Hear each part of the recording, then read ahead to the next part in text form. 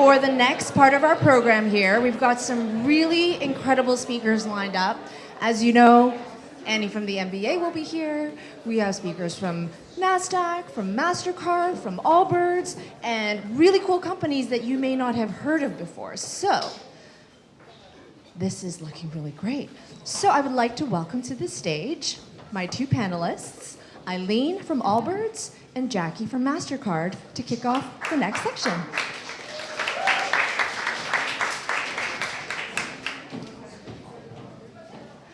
Welcome, Jackie. Welcome, Eileen. So our section right now is on empowering consumers with data to help them take action. And both Allbirds and MasterCard are doing a lot in this space. So let's start with Eileen. Can you tell us a little bit about what you're doing for data and consumer action? Yes, great. Hi, everyone, and thanks. The session right after lunch, exciting one. And I just want to say before even starting, I think it's an interesting placement in the schedule, too, of shifting from personal and thinking about personal actions, and then, obviously we work at companies, and there's a lot of overlap and different roles there. So yes, I work at Allbirds. We're a B Corp based in San Francisco, make footwear primarily with responsibly sourced natural materials, and, I went the wrong way. In terms of communicating to the customer, we reflect a lot that sustainability can mean 10 different things to 10 different people, right? It can mean water, chemicals, social and human rights, climate, and they're all important. But as a company, we also need to have focus and be able to really focus in order to make impact and connect with our consumer on that topic. So at Allbirds, a big focus is climate and decarbonization. So when we're talking about climate, our big metric is emissions, carbon dioxide equivalents. And so starting from our very first pair of shoes that we made, the Wool Runner, we have measured the impact of our products and started identifying ways to reduce. And in 2020, we started labeling all of our products with their carbon footprint. So on this image, you can see this is actually one of our styles where we put it quite externally. And what goes into this carbon footprint, I'm still going the wrong way, is we take a life cycle assessment approach to measuring the emissions. So we look at the full life cycle of materials, manufacturing. What are the materials in terms of, is it wool, cotton, et cetera? Manufacturing, what types of energy are our facilities using upstream? Transportation, how our goods are moving around the world. Use, so as consumers, you can throw our shoes in the washing machine, so that requires electricity, has emissions, and then end of life. And so we like to take this, quite detailed approach in terms of having a lot of methodology, a lot of measurement behind the scenes, but also communicating a very specific number to customers. And we do that for two big reasons. One is so that customers can start to understand the impact of their products. And the second is really to keep us accountable. We have ambitious goals to reduce this number over time, and by actually putting the number on products and every year updating what the impact is, it's a really great driver to ensure that we keep reducing over time. And the last thing I'll say for now is it's a really natural question then to come up of okay, you're telling me the carbon footprint of one of your products. How does that compare to other things in my life? And I actually saw a really good diagram on the almanac. I think it's in page 60 something that has some comparisons. And we kind of explore a lot. How do we make this accessible and communicate this with our customer? Because there aren't a lot of other examples out there. And somebody mentioned calories on an earlier panel, and it's we understand calories because there's examples out there, but emissions, it's still new and people don't have a full grasp on it. So we try to communicate comparisons, but ultimately, again, our main goal is how do we bring our impact down over time? That's the critical piece of it, and putting a number on shoes is a great way to keep it accountable. At Clever Carbon, we really advocate for carbon labels, and that's another reason why I think carbon literacy is a really good foundation. But then we use the Allbirds label as well to show people visually what does it look like when you can see what the emissions are at each stage of the life cycle. So I really love what Allbirds is doing and the courage to put this into the market. Jackie, will you walk us through what MasterCard is doing? Sure. So I work in our ESG products organization at MasterCard, and really for us, we're very focused on a lot of those same themes, driving education, driving accessibility to data, and really driving transparency when it comes to educated consumers on their climate impact.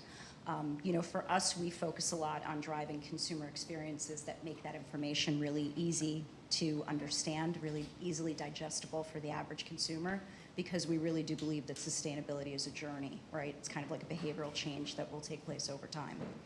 I'm going the wrong way.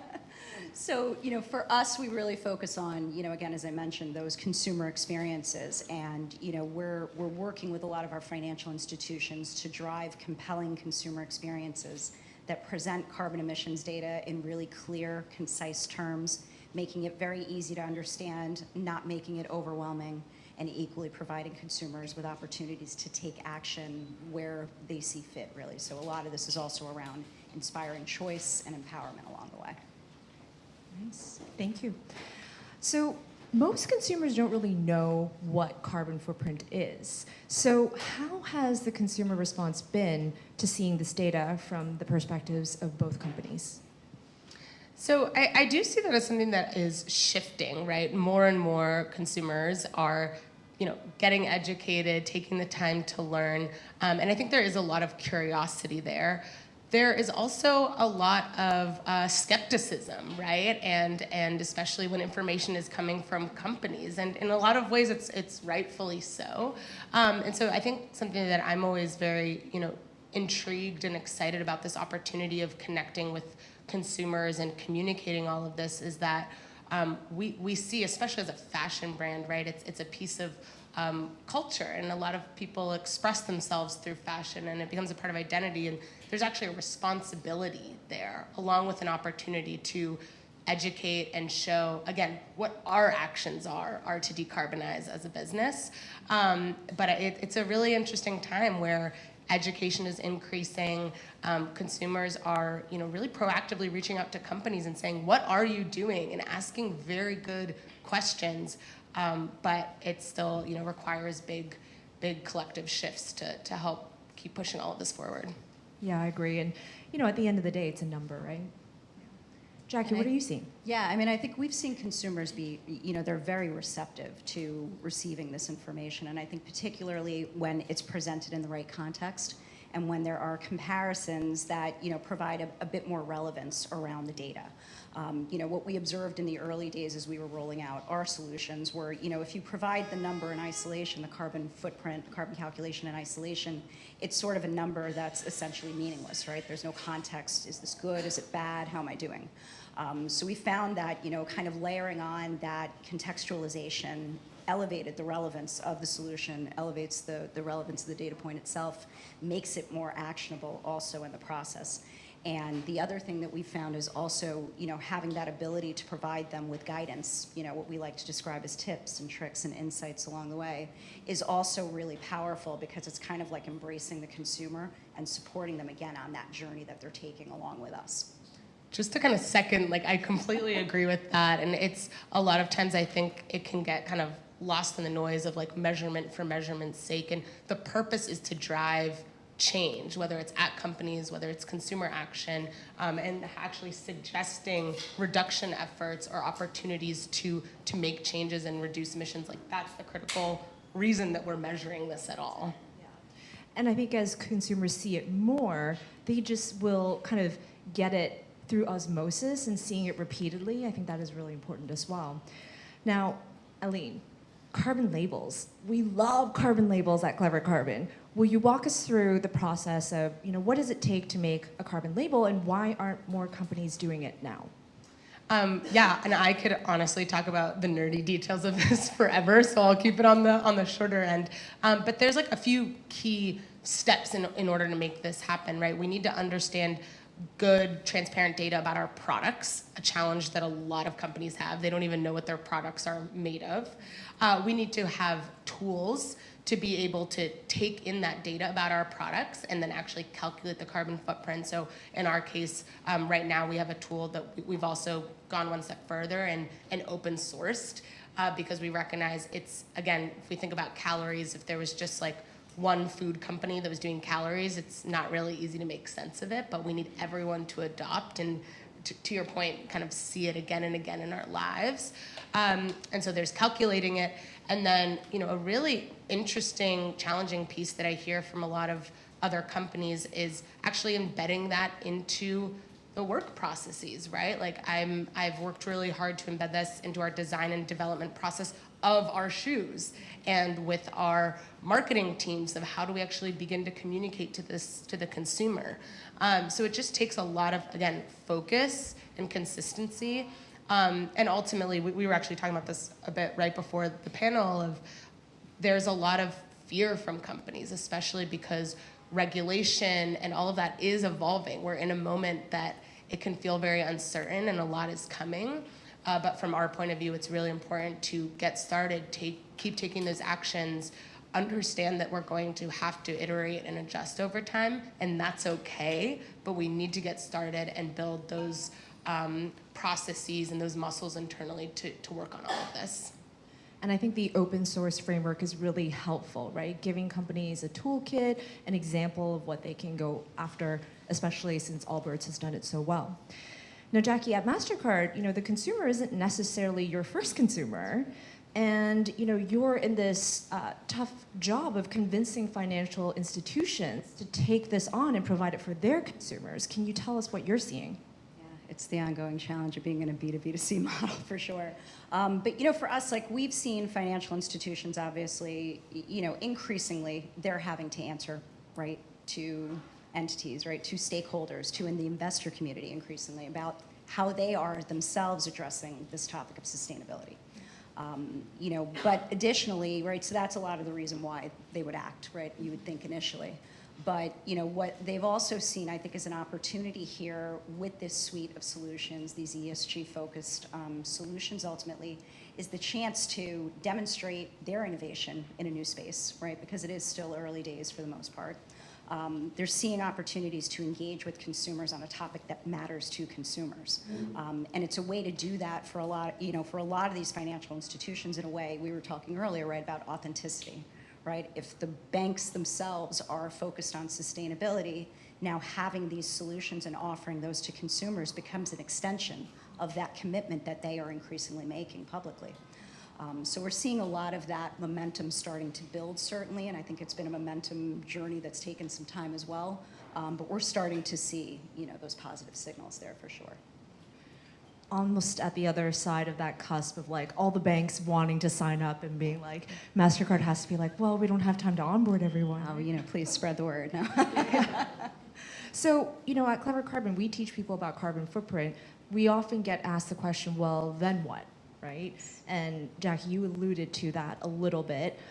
Maybe you can expand on that a little bit more. Consumers have the data, then what? Yeah, so what we found in a lot of research that we've conducted along the way is as equally important as it is to provide the data point, provide the contextual relevance, the examples, the comparisons, really critical to provide consumers with opportunities to do something about that, right? Whether it's through compensating for their carbon emissions impact through reforestation efforts, such as what we are doing from a coalition perspective through our Priceless Planet Coalition. But really also another thing that we found in this journey and a lot of our design development and kind of best practices that are emerging in the space, messaging is really important. It's important to provide the information, provide the opportunities, provide the the chances to take action, doing it in a way that's celebratory, doing it in a way that doesn't inspire, that really inspires the consumer without inducing guilt or shame. It is a balancing act a lot of times, and we're continuously trying to refine that approach, but that messaging is really key as well, we find. Eileen. One thing that we think about a lot as a company that makes products is also that as consumers, right, I'm a consumer too, I want a good product. I want something that works well, that lasts. And an example we talk about a lot is sustainable paper towels when they first come out. Right, for a paper towel, you want it to be soft, absorbent, all these things. And the early days of sustainable paper towels, were weird colors and maybe didn't work that well. And that's changed, and now there's other good examples out there.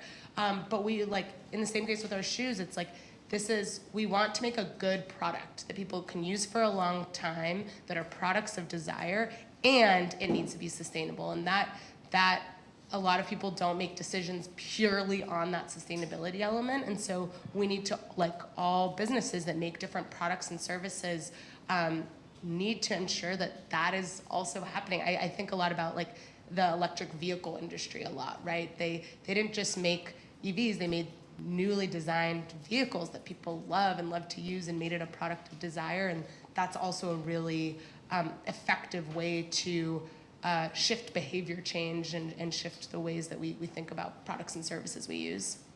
I think that is important, right? No one wants to buy a boring product, but products can help us become more sustainable, and we have to think a little bit more about that. But yeah, I agree with that. So we're going to wrap up the panel with one last question. When it comes to consumers, data, and roadmap, what are you most excited about next, Eileen? Personally, I've been really excited about like the role of technology in a lot of this. Currently at Allbirds, like frankly, a lot of the work that we're doing related to this is actually quite manual because there just haven't been very good technology solutions, or we weren't setting up data in our back end of our business in a way that was easily digestible to work on this. And so I'm really excited about how that will just like improve efficiency and drive insights internally, and then also how it then has the ability to scale wider in the footwear and apparel industry as well as other industries. So technology is my answer. Nice. And I think for us, I'm really excited about the opportunities to, continue to evolve the accuracy of these calculations over time in partnerships with brands who are getting there themselves, right? So, certainly an exciting opportunity area for us. I think starting to evolve our understanding of what compelling consumer experiences in this space look like, because again, it's about creating that engagement, that stickiness with the consumer. That's something that our financial institutions care about a lot. Awesome. I cannot say how exciting it is to have Allbirds and MasterCard at our inaugural Carbon Newbie Summit. Thank you for being here. Thank you for having us. Thanks for organizing.